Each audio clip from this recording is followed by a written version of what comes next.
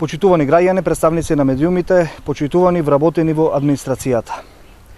Казните од нелогичното оценување, кое оваа власт го смисли за тесно партиски политички цели, нема да важат.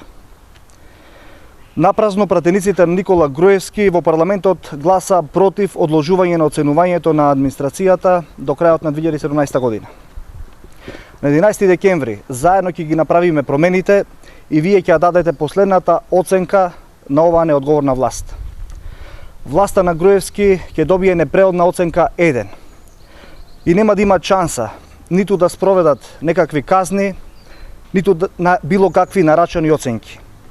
По промените новата влада, предводена од Социјалдемократскиот сојуз на Македонија, законски ќе ги укине казните и заедно со експертската јавност и со заинтересираните страни ќе изнајде нов модел на оценување кој што ќе мотивира наместо да казнува.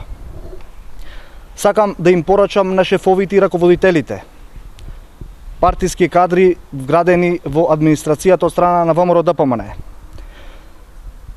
Внимавајте, не дозволувајте да станете инструмент во рацете на криминалната власт. Никој да не се осмели предизборно да се заканува или да оценува вработени во администрацијата со некакви партиски оценки што нема да важат. Законот е јасен за сите и казните се исти за сите.